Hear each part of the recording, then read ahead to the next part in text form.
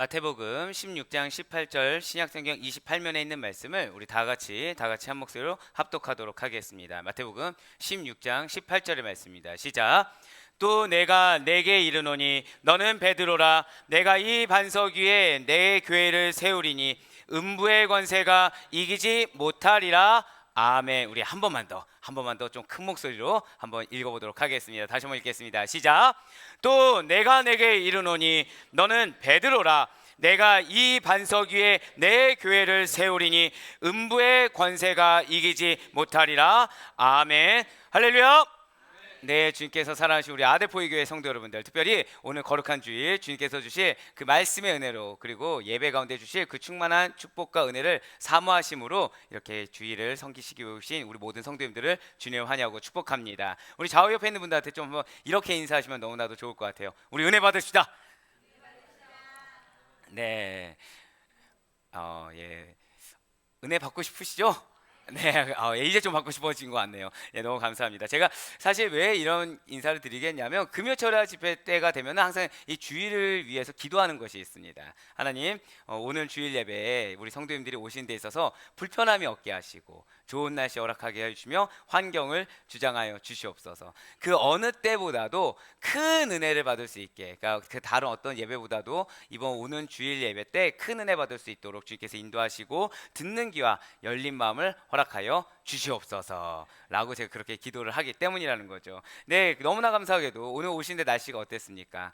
날씨가 너무 좋았어요. 예, 날씨가 너무 좋고 화창했습니다. 맑았어요. 비록 일교차가 크다 보니까 아무래도 독감이 좀 유행한다고 합니다. 독감이 좀 유행한다고 하고 있고, 한낮에는 또 30도 안팎의 초여름 날씨다 보니까 좀 지치는 것도 맞습니다. 그렇지만 오전에는 좀 선선한 바람이 좀 상대적으로 불다 보니 우리의 기분을 상쾌하게 해준 것도 맞다라는 것이죠.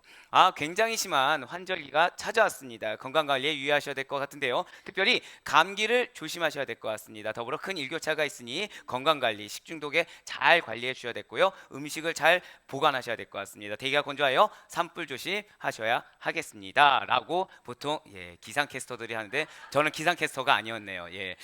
기상캐스터를 좀 따라해보고자 했는데 그렇게 되진 않네요. 역시 아나운서와 기상캐스터는 존경받아 마땅하다라고 귀 있는 자는 들을지어다. 네, 이렇게 일기만 봐도 날씨와 함께 이렇게 인사말을 바꾼다는 거죠. 날씨와 함께 이게 여름에 하는 인사, 겨울에 하는 인사, 봄, 가을에 하는 인사가 달라진다라는 것입니다. 그렇습니다. 날씨는 사실 그 우리의 인사말을 바꿀 정도로 우리의 일상적인 생활 그리고 건강과 밀접한 관련이 있다라는 거예요. 기온과 습도, 바람, 빛의 세기와 일조량, 비와 눈, 태풍, 우박 등등 이렇게 날씨와 연관된 것들은 우리 인간이 감히 만들어내지 못하는 것들이라는 거죠. 그리고 자연의 지형과 변화에 따라서 상호 영향을 주고받는다라는 것입니다. 방금 전에 제가 뭐라 말씀드렸나요? 날씨는 그와 연관된 것조차 인간이 감히 만들어내지 못한다라는 거예요. 산과 바다, 강, 이런 지형들도 역시 마찬가지라는 거죠. 인위적으로 만들려고 노력할 수 있지만 거기에는 반드시 리스크라는 것이 오게 됩니다. 반드시 반작용이 일어날 수밖에 없다라는 거예요. 감히 인간이 만들어내지 못한다라는 거죠. 우리가 살아가면서 마주하게 되는 그 여러 가지의 것들이 있어요. 그 가운데 우리 힘으로는 절대 바꾸거나 만들 수가 없는 것들이 자연환경이라는 것입니다. 그런데 이렇게 우리 힘으로 만들지 못하는 거, 우리 힘으로 감히 바꿀 수가 없는 것 중에 또 다른 것이 있어요. 자연환경에 또 다른 것이 무엇이냐면, 절 따라 고백하실게요. 교회. 그렇습니다. 바로 교회입니다. 이렇게 얼핏 들었을 때 교회 건축물도 이렇게 만들고 사람이 하는 거 아닌가라고 생각하실 수도 있을 거예요. 그러니까 우리가 잊지 말아야 될 것이, 사실 이 교회의 본질이라는 것은, 교회는 인간의 영역 밖에 있다는 사실이에요. 즉 인간적인 어떤 영향이 들어와서도 안 되고, 인본주의적인 것이 들어오거나 세상의 어떤 철학이나 가치관들이 들어와서도 안 되며, 철저하게 하나님이 만드신 그 원리와 법칙 그대로 유지되어야 되고 지어져야 되며 나아가야 되는 것이 교회라는 것이죠. 왜이겠습니까? 교회를 만드시는 분은 하나님과 동등되신 예수 그리스도라는 사실을 반드시 믿으시길 바라겠습니다. 당장 우리 교회만 해도 다가오는 10일에 설립 예배를 드리게 돼요. 오늘 우리 지사님께서 기도를 해주셨지만 이 설립 예배를 드리게 되는데, 아델포이 교회의 설립 그 주체는 과연 누구이십니까? 누가 아델포이 교회의 설립자가 되는 것입니까? 누가 아델포이 교회의 주인이신 겁니까? 네, 맞습니다. 오늘 여러분들이 예배당에 들어오기 전에 이렇게 주일 주보를 한 번씩 받아보셨을 거예요. 주보의 맨 앞페이지 한번 지금 보시길 바랍니다. 주보의 맨 앞페이지를 보시면 아델포이 교회의 설립자가, 그 주인이 누구라고 명시가 되어 있습니까? 믿음의 공동체 아델포이 교회는 진리의 말씀이 우선된 교회요, 예수 그리스도가 주인된 교회입니다. 우선이 무엇이라고요? 말씀이어야 되는 거죠. 말씀이. 그 담임 목회자로 부름받은 저 역시도 여러분들에게 말씀의 것을 전하면 안 되는 것입니다. 말씀에서 벗어나서는 안 된다라는 거예요. 더불어서 제가 주인이 아닙니다. 어떤 특정한 직분자가 주인이 아니에요. 주인은 절 따라 고백하실까요? 예수 그리스도. 그렇습니다. 예수님이 주인이시라는 거죠. 그걸 놓치지 말아야 된다는 거예요. 진실로 예수님만이 우리 아델포이 교회의 설립자이자 주인 되신다는 사실을 반드시 놓치지 마시길 바라겠습니다. 그래서 내가 얼만큼 일을 했냐, 내가 얼만큼 헌신했냐, 봉사했냐, 이거는 별로 중요하지 않아요. 내가 얼만큼 교회를 위해서 기도했냐, 사실 죄송한 말씀이지만 그것도 중요할 수 있겠지만, 그보다 더 중요한 것은 예수님이 주인이시고, 예수님이 나로 하여금 기도하게 하셨고 섬기게 하셨으며 함께하게 하셨다. 이 믿음의 본질을 놓치지 않을 수 있는 여러분과 제가 되길 간절히 소망합니다. 그렇다고 한다면 우리 아델포이 교회만 이렇게 설립자이자 주인을 예수 그리스도로 모시고 있고 인정하고 있느냐가 아니라는 거예요. 이 세상의 모든 교회는 정말로 예수님이 친히 설립하셨고 진정한 주인이 되신다라는 것이죠. 할렐루야!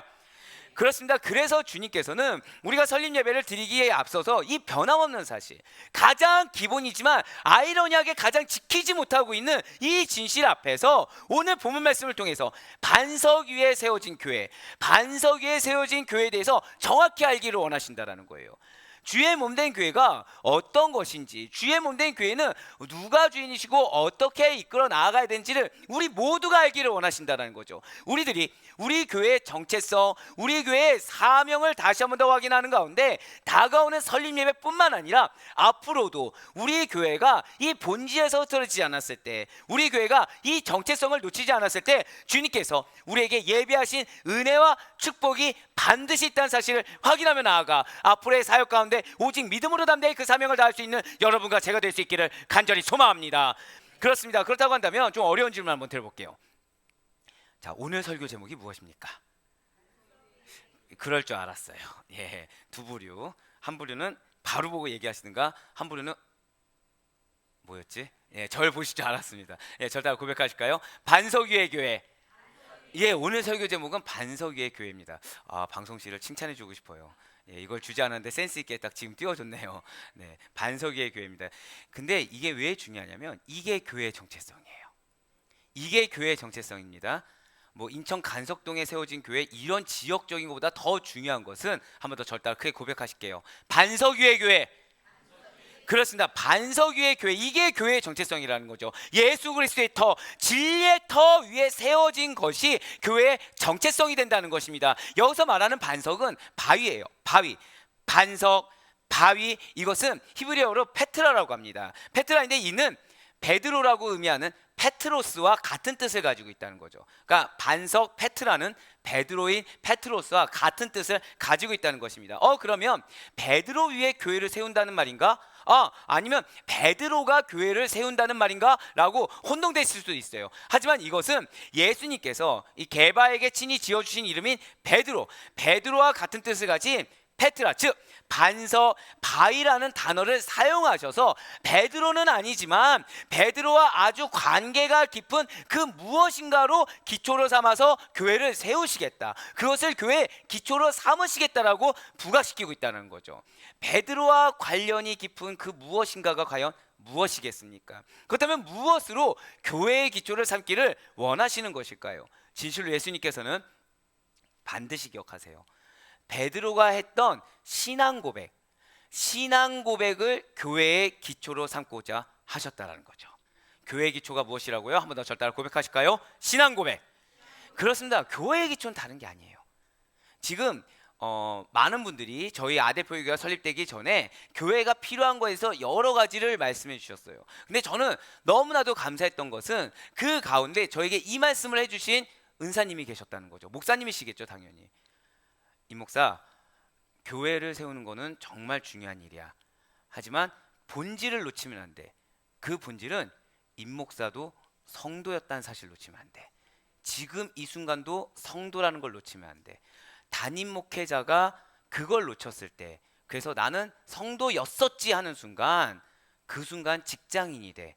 그리고 더불어서 성도로서의 본질을 놓치게 된다면 가장 기본을 놓치는 거기 때문에 이거는 교회가 반석이 없는 사상 누각이 돼라고 얘기하신 적이 있어요. 그러면은 성도로서 무엇이 가장 중요하겠습니까? 라고 했을 때 그분의 말씀이 신앙 고백을 잊지 마라고 해주셨어요. 신앙 고백, 그것이 무엇입니까? 베드로는 어떠한 신앙 고백을 했을까요? 마태복음 16장 16절 말씀을 통해서 시몬 베드로는 우리에게 이렇게 말을 해주고 있습니다. 시몬 베드로가 대답하여 이르시되, 자, 절 따라 고백하실까요? 주는 그리스도시요 살아계신 하나님의 아들이시니이다. 이게 우리의 고백인 줄 믿으시길 바라겠습니다. 성도라고 한다면, 주의 몸된 교회 와서 예배를 드린다고 한다면 이걸 놓치지 말아야 된다는 거예요. 아, 어느 교회 담임 목사님은 누구야? 그리고 어느 교회는 어떤 장로님이 너무 좋아, 어떤 권사님이 사랑이 많아, 이거보다 더 중요한 거. 어느 교회는 잘 정말 시스템이 갖춰져 있어. 아, 어느 교회는 좀 시스템이 좀 누수가 돼 있어, 좀 노화돼 있어. 이거보다 더 중요한 것은 주님은 살아계신 하나님의 아들이십니다. 주님만이 그리스도십니다 라는 이 신앙 고백의 본질을 놓쳐서는 안 된다라는 거예요. 어떠한 메시지를 들을 때도, 어떠한 메시지를 선포할 때도 우리가 이 자세를 놓쳐서는 안 된다는 거죠. 즉, 제가 우선될 수가 없는 겁니다. 여러분들의 마음이나 상황, 여건보다도 제일 중요한 건 무엇입니까? 절 따라 고백하실까요? 나와 주님이 함께 하십니다. 하나님의 아들이 함께하고 계신 거예요. 그리스도, 여러분들을 구속해 주신 이 세상 만물의 주인께서 여러분과 함께 해주신다는 그 믿음의 감격, 구원의 감격을 놓치지 않을 수 있는 여러분과 제가 되길 간절히 소망합니다.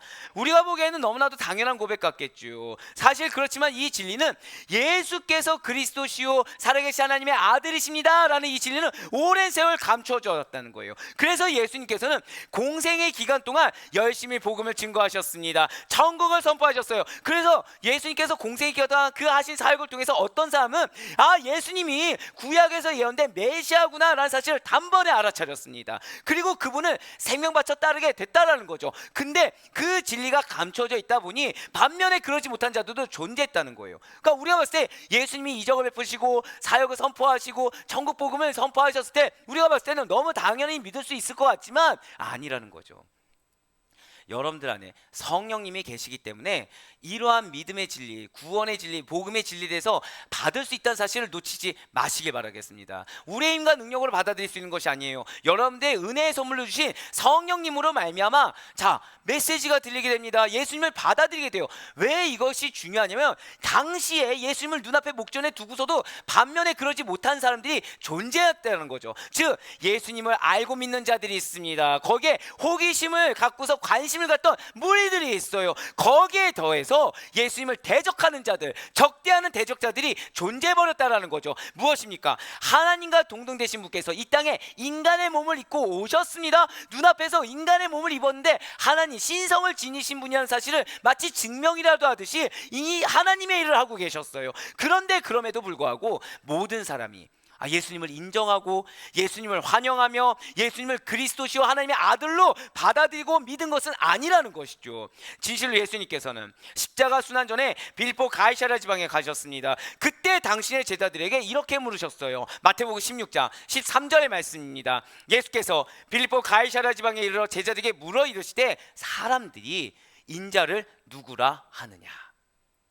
지금 사랑하는 내 제자들아, 사람들이 나를 누구로 알고 있느냐, 나에 대해서 무엇이라고 하느냐 라고, 나를 어떻게 인식하고 있느냐 라고 이렇게 물어보셨다는 거예요. 그래서 제자들이 뭐라고 얘기하냐면 세례 요한, 엘리야, 예레미야 또는 선지자 중에 하나라고 알고 있습니다 라고 대답했어요. 즉 이게 뭐냐면 제자들이 예수님에 대한 평가를 알고 있을까요, 모르고 있을까요? 다 알고 있어요.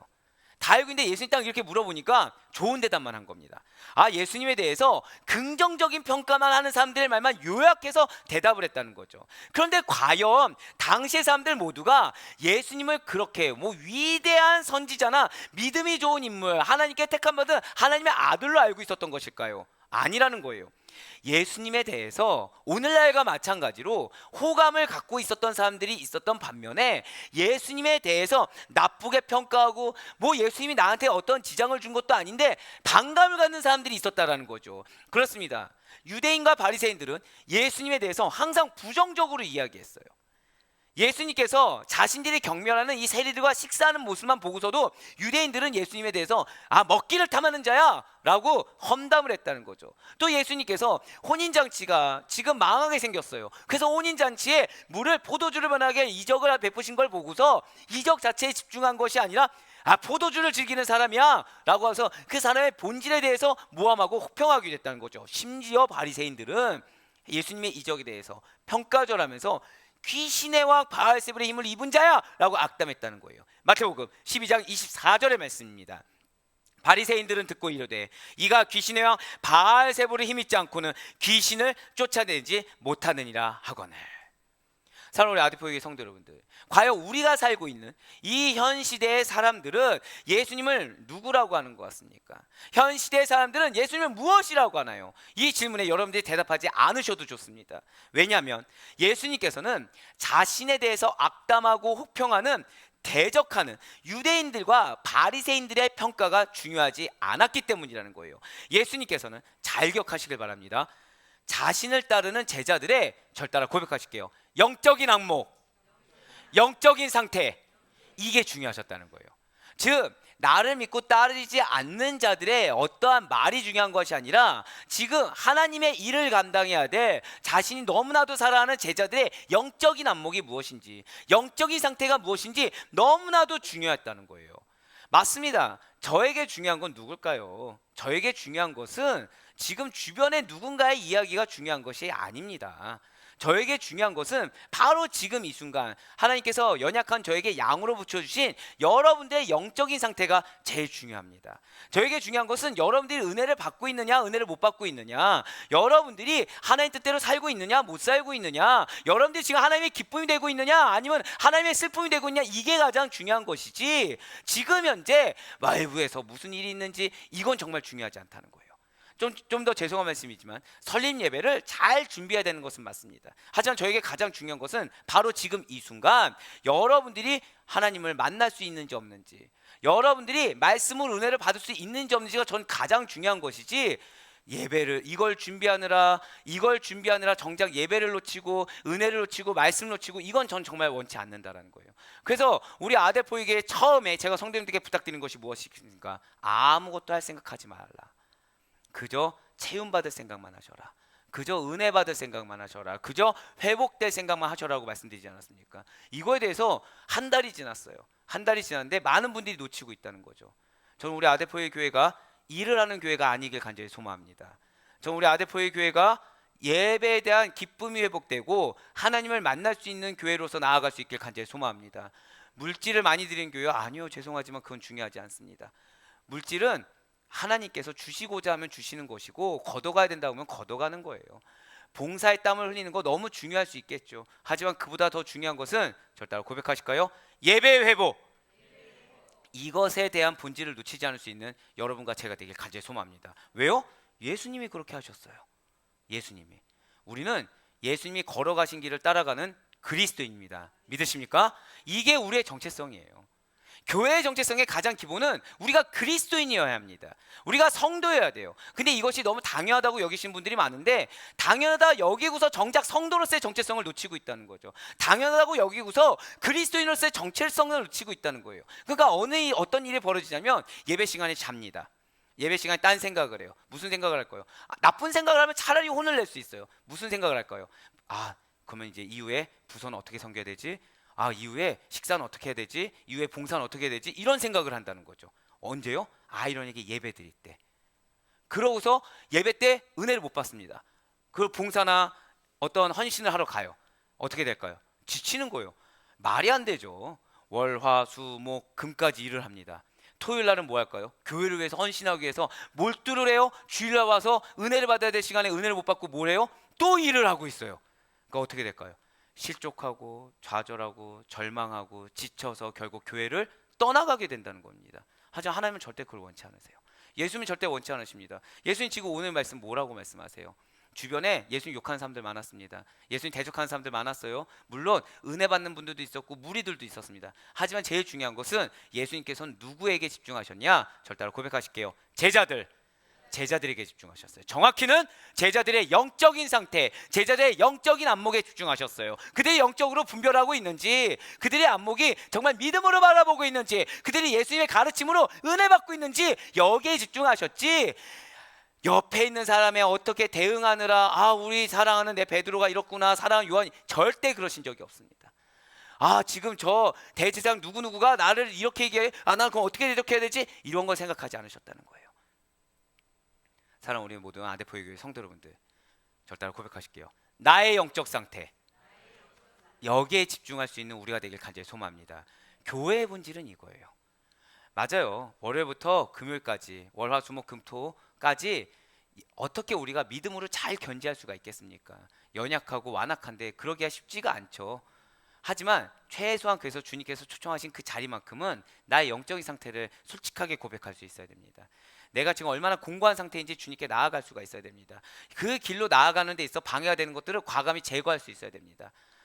만약에 지금 내 환경이 어려워서 뭐 교회 나오는데 빈손으로 와야 된다고, 뭐 어떻습니까? 주님 사랑하고 오는 건데, 말씀 듣고 오는 건데, 주님 안에서 우리가 거듭나기 위해서 오는 건데, 내가 지금 시간이 없어서 예배 중간에 나가야 된다, 뭐 어떻습니까? 중간이 되더라도 이 자리를 지키기 위해서 와서 하나님의 말씀을 듣겠다는 갈망이 있는데, 저는 여러분들이 예배로 회복하러 우리 아델포이에 오시길 간절히 소망합니다. 그리하여 새벽 제단을 쌓고 싶은데 나는 그 시간에 못 일어난다, 왜 영상을 올려드릴까요? 새벽 제단을 못 산다고 한다면 죄송하지만 하나님께 미안해야 돼요. 하나님께, 저한테 미안해할 필요가 없습니다. 하나님께 죄송한 마음으로 영상을 통해서 다시 회복하셔야 됩니다. 말씀을 통해 다시 적용하셔야 돼요. 제가 방금 뭐라 말씀드렸나요? 적용하셔야 돼요. 예, 맞습니다. 교회 본질은 그거예요. 여러분들은 여러분들의 공동체와 여러분들의 주변의 삶을 반드시 변화시켜야 될 사명이 있다는 사실을 놓치지 마시길 바랍니다. 그러기 위해서는 여러분들이 은혜를 받고 은혜 받은 거 가지고 어디서 적용하고 어디서 헌신하셔야 돼요? 여러분들의 가정, 사업장, 삶의 터전으로 가셔야 된다는 거죠. 교회가 왜 세상 속에 있겠습니까? 세상을 변화시키라는 사명이 있다라는 거예요. 이 교회 안에서만 우리끼리 잘 먹고 잘 살라? 그렇다고 한다면 교회는 이 세상 가운데 있을 이유가 없습니다. 저 멀리 외딴 섬에 가야죠. 그래서 우리끼리 잘 먹고 잘 살아야죠. 하지만 그것이 아니에요. 저는 여러분들이 성도로서의 본질을 놓치지 않아서 이 가운데 은혜 받고, 절대로 고백하실까요? 나의 삶이, 나의 공동체가 변화되어야 합니다. 이 사명을 놓치지 않을 수 있는 여러분과 제가 되길 간절히 소망합니다. 그렇습니다. 그래서 예수님께서는 베드로가 고백했던 예수께서 그리스도시요 살아계신 하나님의 아들이십니다 라는 이 신앙 고백이 중요하셨다는 거예요. 그게 결국 베드로의 영적 상태거든요. 베드로의 현재 마음의 중심이 어디에 있고, 지금 베드로의 눈이 지금 무엇을 향해 있으며 베드로의 신앙 상태가 어떤 것인지를 그대로 드러나는 것이 이 신앙 고백이라는 거죠. 진실로 예수님께서는 건물의 형식을 갖춘 외견상 보여지는 그런 어떤 크기의 교회의 수가 아니라 교회가 갖는, 한 번 더 절대 고백하실게요, 본질과 정체성. 할렐루야! 이게 정말 중요하셨다는 거예요.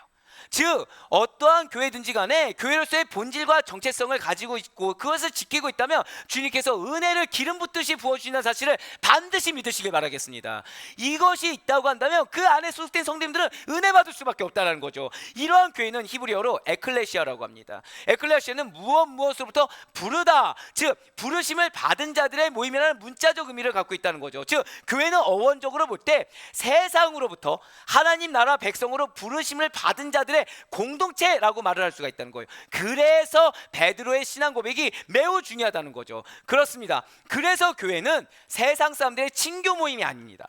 그래서 교회는 단순한 조직, 단순한 건물이 아닌 것입니다. 교회에서 가장 중요한 것은 부르심을 받은 자들, 옆에 있는 분한테 이렇게 인사하실게요. 당신을 하나님이 부르셨습니다. 당신을 하나님이 부르셨습니다. 이게 정말 중요해요. 이게 중요해요. 이 자리에는 가족이라서 오신 분도 있고, 전도가 돼서 옆에 직장 동료라서 오신 분들도 있고, 때로는 그냥 알게 모르게 알아서 오신 분들도 있습니다. 근데 사실은 우리가 그런 동기가 아니에요. 하나님이 여러분들을 초청하셨음을 반드시 놓치지 마시길 바라겠습니다. 하나님의 초청에 의해서 우리가 이 자리에 앉아 있을 수 있는 것이지, 내 어떠한 인간적인 세상적인 관계와 그런 어떤 의지 때문에 올 수 있는 것이 아니라는 거예요. 세상 사람들의 친교 모임도 아니고, 부르심을 받은 자들, 그들이 만들어 나가는 하나님의 나라 예수 공동체수의 교회가 중요하다라는 것이죠. 하나님 나라의 백성으로 부르심을 받은 자들, 예수 그리스도의 이름을 모두 은혜로 말미암아 구원을 받은 자들, 그들이 모여서 하나님께 예배하는 공동체가 바로 교회라는 사실을 잊지 마시길 바라겠습니다. 그렇습니다. 진실로 교회는 그래서 하나님의 공동체예요. 그 본질을 놓쳐서는 안 됩니다. 예수님의 공동체라는 거죠. 그 정체성을 놓쳐서는 안 된다는 거예요. 결국 베드로가 신앙 고백한 것과 마찬가지로 교회는, 우리 아델포이 교회는 예수께서 그리스도시요 살아계신 하나님의 아들이십니다 라는 것을 믿고 신앙 고백하는 자들이 모인 믿음의 공동체가 바로 우리 교회라는 사실을 잊지 마시길 바라겠습니다. 베드로와 같은 신앙 고백하는 자들이 모인 공동체가 교회라는 거예요. 지금 예수님께서는 베드로처럼 여기에 모인 우리 사랑하는 아델포이 교회 모든 권속님께서 모인 우리 교회가 예수님은 그리스도시요 살아계신 하나님의 아들이심을 믿는 신앙 고백을 우리 교회의 기초로 삼기를 원하신다라는 거죠. 물질로 삼는 거 원치 않으십니다. 어떤 많은 사람들, 죄송하지만 주님은 원치 않으세요. 물론 와서 은혜 받고 변화되면 감사하죠. 하지만 사람 수에 현혹되는 거 원치 않으십니다. 건물의 크기, 시스템 원치 않으십니다. 무엇을 원하신다고요? 신앙 고백, 성도의 본질을 원하세요.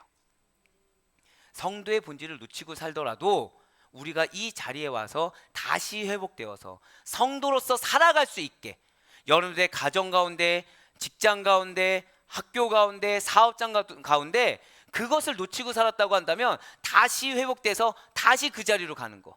그래서 이전에는 월요일만 성도로서 살았다고 한다면 이제는 화요일까지 성도로서 살아가게 하시고, 이전에는 말씀 한 구절 몰랐다고 한다면 이후에는 말씀 한 구절 가지고 붙잡고서 한 번 더 인내하고 한 번 더 믿는 자로서의 조금씩 1%, 0.1%라도 변화되는 모습으로 나아갈 수 있게 우리 교회가 기능하기를 원하신다는 거죠. 그렇습니다. 우리 주님께서는 우리 아델포이 교회 첫 예배 이후에 계속해서 이 교회의 정체성에 대해서, 교회를 이루고 있는 우리 성도님들의 정체성에 대해서 말씀하고 계신다는 거예요. 우리 교회 형제들아, 자매들아, 성도들아, 아델포이라는 교회 이름을 허락하신 데는 바로 이 아델포이에 곧 교회의 기초가 되는 의미가 담겨 있다는 거죠. 너무 중요한 이름이라는 것입니다. 교회 중요하죠. 하지만 우리 교회는 누구 중심이라고 말씀드렸습니까?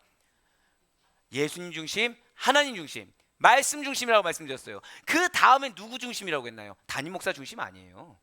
장로 중심 아니에요. 절대 고백하실까요? 성도 중심. 맞습니다. 성도 중심이에요. 성도 중심입니다. 성도가 중심돼야 돼요. 예수님이 중심되고 그 가운데 성도로서의 본질과 정체성을 가진 자들이 중심되어서 이 땅, 이 민족, 이 나라를 변화시키는, 이 세상을 변화시키는 귀한 사명을 각자 자리에서, 변화라고 하니까 뭐 그럼 다 전도하라는 얘기인가? 아니요. 죄송하지만 여러분 삶이 변화되면 전도가 됩니다. 여러분들 언행이 변화되면 전도가 돼요. 그렇게 하나님은 우리에게 역사하십니다. 근데 우리의 전도가 안 되는 이유는 말로만 하니까, 어떤 때에만 하니까 안 되는 거죠. 가정에서는 내 이름이 드러납니다. 엄마로서, 아빠로서 드러나요.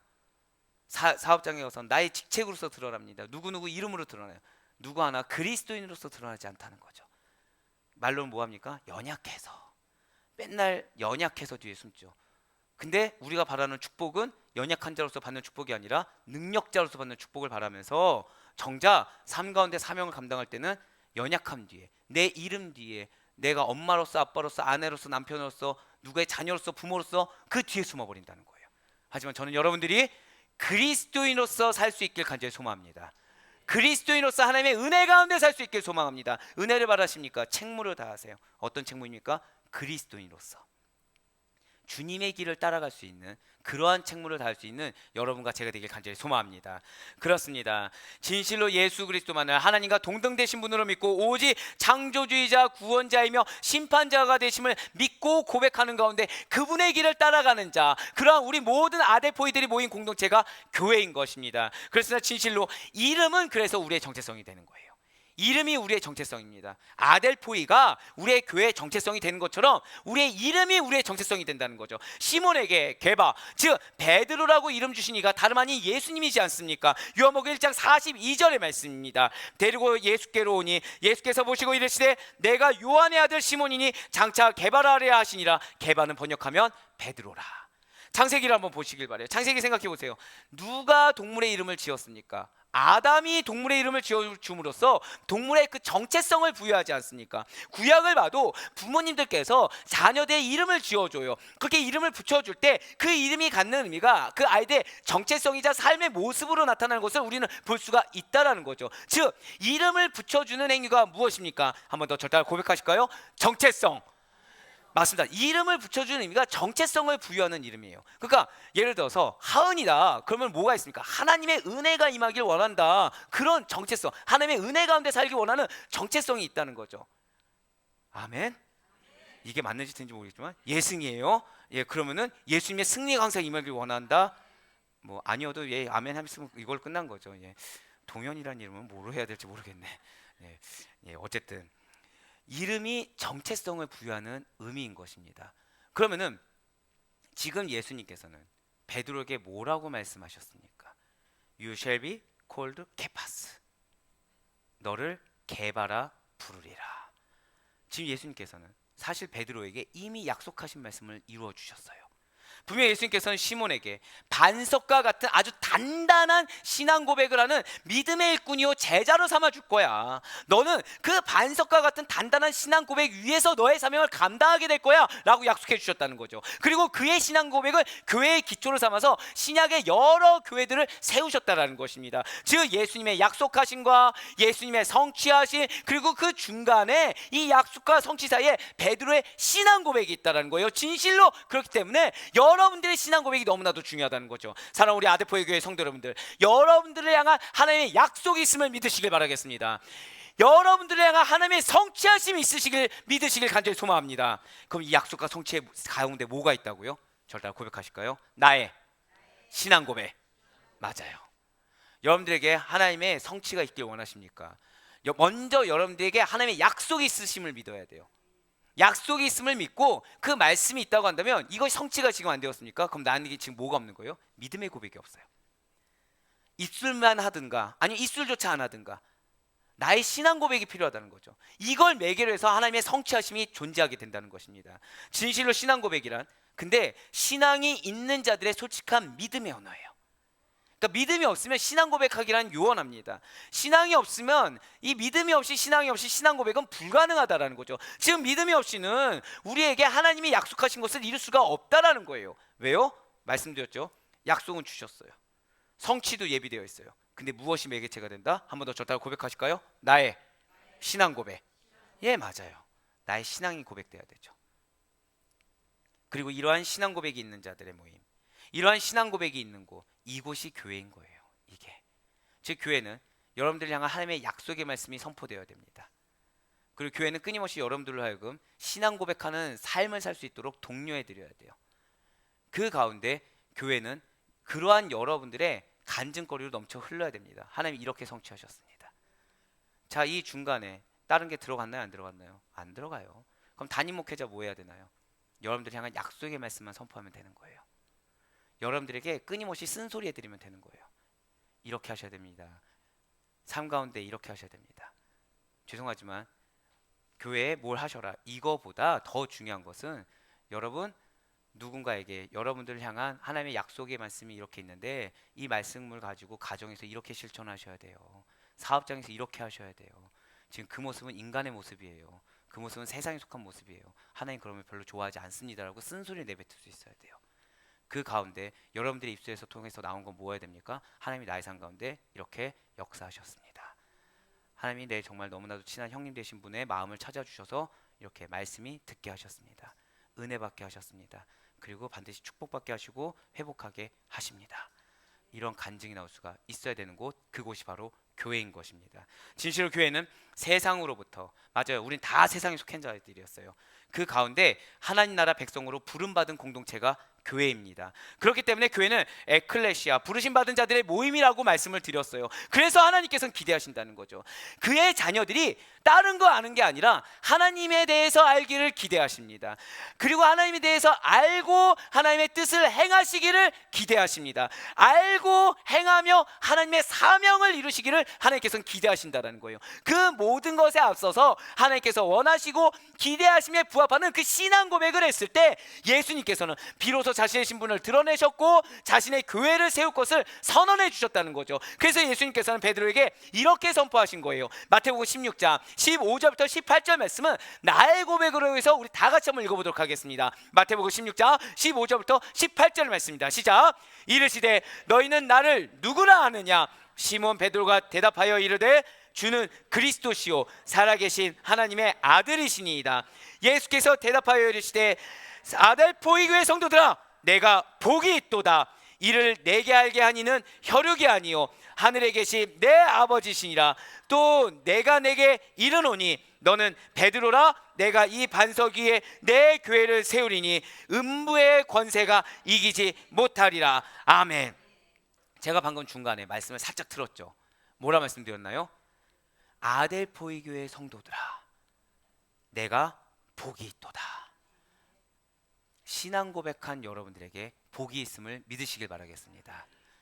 그런데 여기서 우리가 오해하지 말아야 될 것은 누구나 이렇게 예수님을 그리스도의 살아계신 하나님의 아들이라고 신앙 고백할 수 있는 것은 아니라는 거예요. 누구나 그 말만 했다고 해서 한마디로 하나님 말씀하신 복을 받을 수 있는 것은 아니라는 것이죠.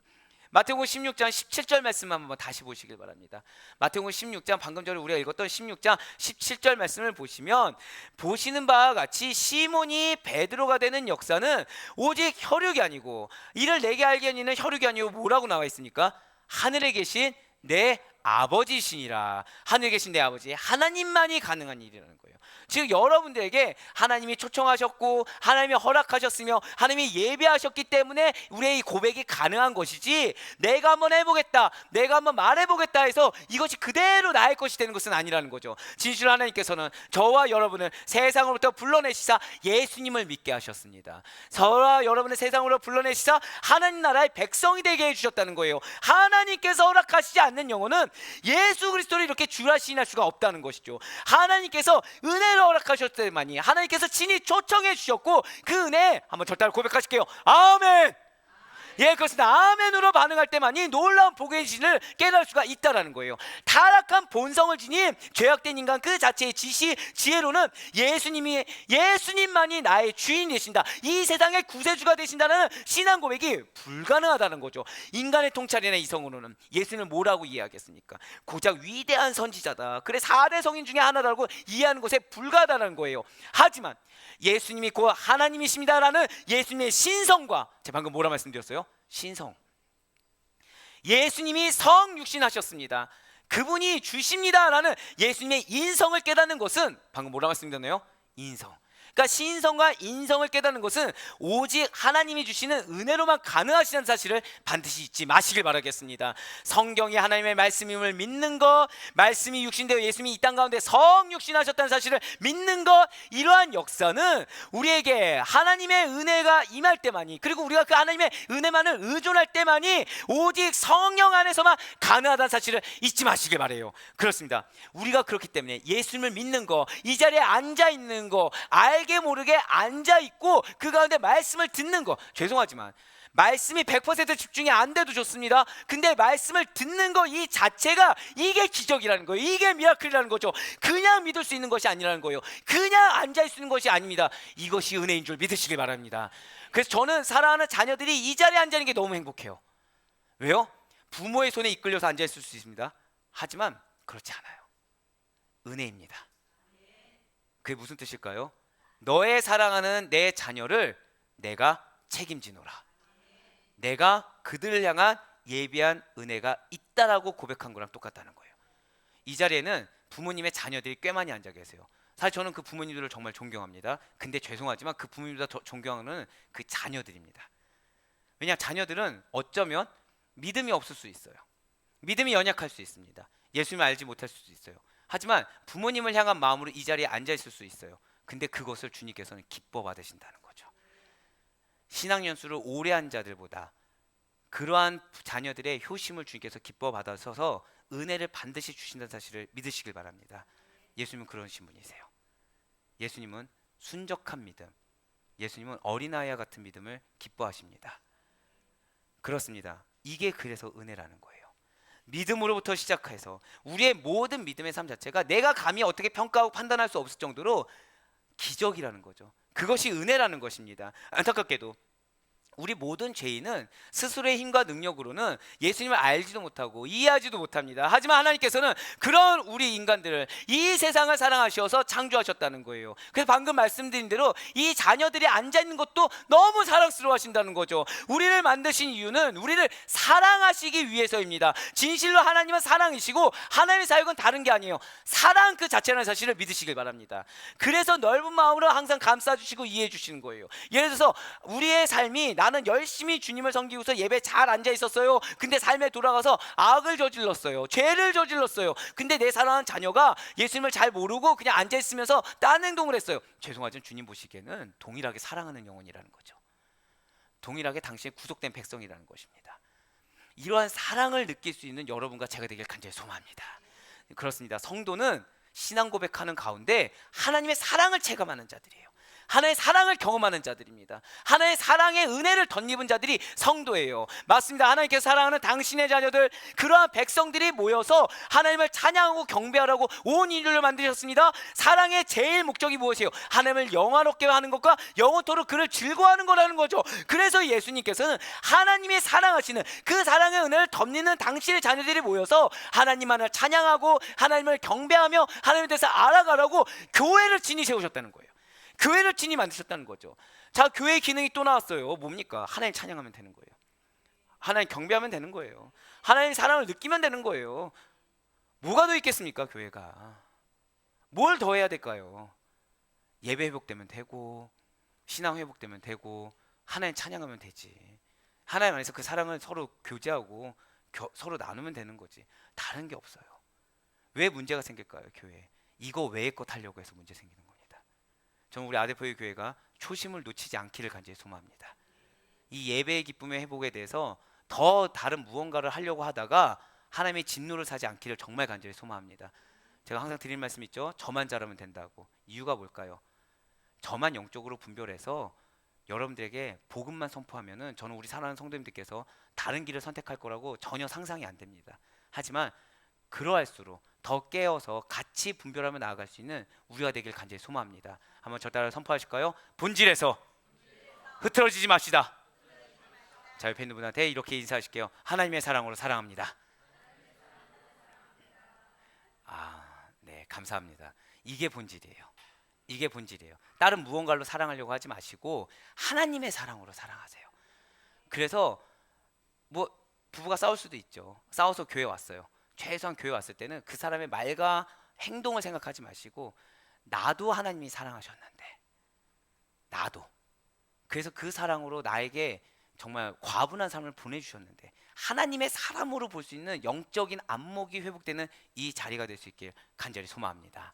네, 그렇습니다. 그래서 하나님께서는 우리에게 교회를 그러라고 만들어 주신 거예요.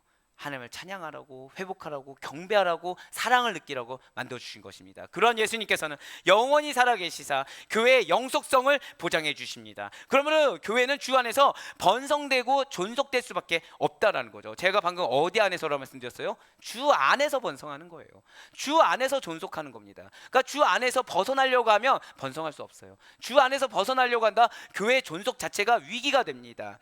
그리고 믿음으로 오늘 본문의 말씀을 다시 한 번 더 보시길 바라요. 오늘 본 말씀 보시면, 또 내가 내게 이르노니 너는 베드로라, 내가 이 반석 위에 내 교회를 세우리니 음부의 권세가 이기지 못하리라. 아멘. 진실로 교회는 예수님께서 이렇게 언약의 말씀으로 당신의 권능으로 세우신 것이기 때문에 주 안에 우리가 온전히 거했을 때 사단의 권세는 감히 교회를 도저히 무너뜨릴 수가 없는 것입니다. 진실로 교회는 주인 대신 예수님의 메시아 대신 주는 그리스도 대신 위에 세워졌기 때문에 무너진 일 없이 승리할 수가 있다는 말하는 거예요. 예수님께서는 죽음의 권세를 정복해 주셨습니다. 죽음을 승리하셨어요. 십자가의 승리를 성취하신 예수 그리스도가 설립하시고 그리스도가 끝까지 주인 되시는 교회는 주 안에서 번성하고 끝까지 존속되게 될 것을 믿으시길 바랍니다. 그러니 우리 아데포유 교회는 끝까지 주 안에 있어야 된다는 거예요. 사람 위에 있는 것이 아닙니다. 사람 속에 있는 것이 아니라 주 안에 있길 소망합니다. 부활의 주님께서 다시 오실 그날 재림의 때까지 비단 우리 아데포유 교회뿐만 아니라 우리 모든 교회들을 주님께서 끝까지 지켜주심을 믿고 간구하며 나아갈 수 있는 여러분과 제가 되길 간절히 소망합니다. 반석 위의 교회가 우리 아데포유 교회예요.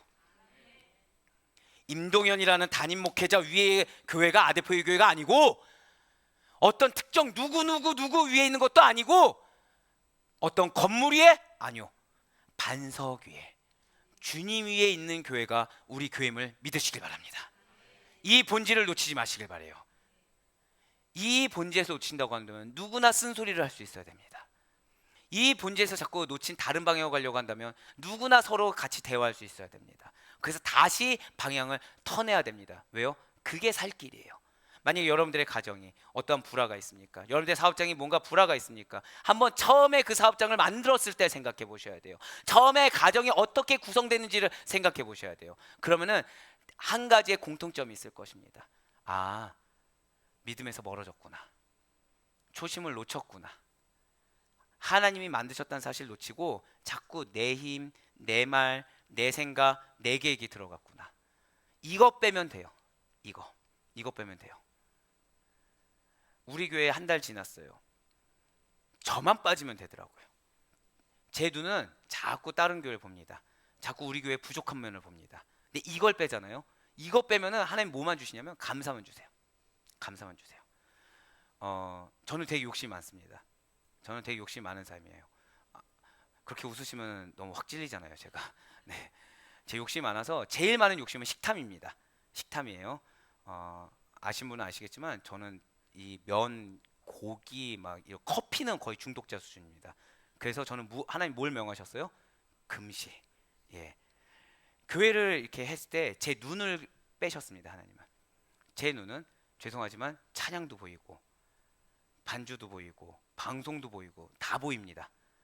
왜냐하면 저는 광고를 했기 때문에 방송 시스템을 너무 잘 알고 있고요. 저는 또 대형교회에서 시작을 했기 때문에 대형교회 시스템도 너무 잘 알고 있고 거기에 구성원들도 잘 알고 있고, 근데 하나님은 저를 시골교회부터 중소까지 다 돌게 하셨어요. 근데 우리 아델포에 오니까 이해가 되는 거예요. 아, 크다고 교회가 아니고 작다고 교회가 아닌 것도 아니구나. 아, 믿음 없으면 다 세상이구나. 아, 주님이 주인이 아니면 다 세상이구나. 아, 담임 목회자가 제일 해야 될 거는 오직 딱 하나, 그냥 말씀 위에 서 있는 거 외에는 없구나. 성도님들을 어떠한 백그라운드로 보는 게 아니라 영혼 한 명 한 명으로 보는구나. 마치 누가 그러셨듯이 예수님이 주변 말 중요하지 않으셨어요. 본인이 어디에 거하고 있냐 중요하지 않으셨어요. 뭐만 중요하셨습니까? 한 번 더 저 따라 고백하실게요. 제자들의 영적인 상태와 영적인 안목, 이게 중요하셨어요. 여러분들 저를 위해서 기도할 때 저의 눈이 그것만 볼 수 있도록 기도해 주시길 바랍니다. 저의 눈이 그 이전에 예수님만 볼 수 있도록 기도해 주시길 바랍니다. 지금 처음은 누구나 다 잘해요. 그러니까 지금 여러분들이 저한테 속으시면 안 돼요. 처음은 누구나 다 열심히 합니다. 근데 사람은 믿으면 안 됩니다. 그렇기 때문에 우리는 서로를 위해서 중보해야 돼요. 죄송하지만 우리 장로님 너무 좋으시잖아요. 기도해 주셔야 돼요. 기도해 주셔야 됩니다. 그 신앙의 본질에서 흩어지지 말라고 중직자들을 위해서 기도해 주셔야 합니다. 더불어서 모든 성도님들을 위해서 기도해 주셔야 합니다. 우리가 한 방향으로 신앙의 본질을 놓치지 않는 교회가 되게 해달라고 기도하셔야 됩니다. 왜요? 우리 교회는 오직 말씀을 기반으로 세워진 교회입니다. 예수 그리스도와 그분의 말씀을 진리로 믿고 온전히 고백하는 저와 여러분들이 모인 공동체가 우리 교회이고, 바른 신앙 고백 위에 세워진 교회가 우리 교회이며, 우리 교회의 정체성은 성도 중심으로 삶과 여러분들의 가정과 여러분들이 속한 공동체를 변화시키고자 하는, 여러분들의 변화로 말미암아 변화시키고자 하는 하나님의 사명이 있는 교회 공동체가 바로 우리 교회인 것입니다. 그러니 우리 아데포의 교회 설립자는 다른 어떠한 사람이 아닌 오직 예수님이십니다 라는 사실을 우리는 자신 있게 말씀할 수 있어야 돼요. 너희 담임이 누구야? 이거보다 더 중요해. 우리는 주님이 주인이시야. 그 담임 목사 누구냐고. 물론 담임 목사님 중요하지만 우린 예수님이 주인이셔. 예수님이 설립하셨어. 누구의 희생 헌신 이게 아니라 예수님이 설립하셨어. 예수님이 주인이셔. 이 고백을 드릴 수 있길 바래요. 우리 주님이 아대표에게 주인이십니다 라는 것을 당당하게 외칠 수 있는 여러분과 제가 되길 정말 간절히 소망합니다. 여기에 주님의 사랑이 있습니다. 여기에 정말 주님의 기쁨이 있는 거예요. 그래서 사도 바울이 우리들에게 이렇게 외칠 수 있는 것입니다. 에베소서 1장 22절의 말씀을 우리 다 같이 선포하도록 하겠습니다. 에베소서 1장 22절의 말씀입니다. 시작. 또 만물을 그의 발 아래에 복종하게 하시고 그를 만물 위의 교회의 머리로 삼으셨느니라. 할렐루야. 이 말씀을 절대 잊지 않을 수 있는 여러분과 제가 되길 간절히 소망합니다. 우리의 정체성과 우리를 향한 주님의 뜻을 잊지 않는 여러분과 제가 되길 바래요. 반석 위의 교회, 예수 그리스도가 설립자이자 주인 되시는 우리 아델포이 교회에 소속된 우리 모든 성도님들이 이러한 예수님의 뜻에만 귀를 기울이시고 모든 일에 앞서서 오직 주님의 뜻만을 구할 수 있길 간절히 소망합니다. 그래야 바랄 건 없기는 비단 교회에서만이 아니라 주님의 뜻에 합당하도록 예수님만이 그리스도십니다, 주님만이 하나님 아들이십니다 라고 고백하는 우리 모든 성도들의 삶 속에서 예수 그리스도가 드러나시길 바래요. 여러분들 통해 예수 그리스도의 향기가 드러나고 여러분들을 통해서 예수의 선한 영향력이 드러날 수 있길 간절히 소망합니다. 반석의 교회가 여러분들의 삶의 터전에서도 실현되길 바란다라는 거예요. 가정이 교회가 되고 여러분들의 직장이 교회가 되며 여러분들의 사업장이 교회가 되어서 이 나라 온 땅이 다 교회가 될 수 있길 바랍니다. 이것이 은혜라는 거예요. 모든 것이 은혜의 사명이라는 거죠. 그 가운데 우리 아델포이 교회가 이 땅의 하나님의 나라와 채움받고 변화되어 사명을 감당하는 그 주님의 백성을 확장하는 그 귀한 일에 매진하는 사역을 온전히 감당할 수 있길 간절히 소망합니다. 아델포이 반석 위의 교회, 아델포이 교회, 진실로 주님이 기뻐하시는 교회로서 지속되어 나아가고 쓰임받을 수 있도록 교회의 설립자이자 주인이 누구시라고요? 마지막 저 따라 고백하실게요. 오직 예수 그리스도. 아멘. 그 예수 그리스도만을 즐거워하시고 사랑하시는 가운데 여러분들의 삶 속에서도 이 예수 그리스도만이 드러나시고 주님의 가정, 주님의 사업장이 이루어지시는 가운데 그 가운데 하나님의 여러분들의 삶 가운데 곳곳마다 펼치시는 놀라운 은혜가 가득할 수 있기를 주님의 이름으로 간절히 축원합니다.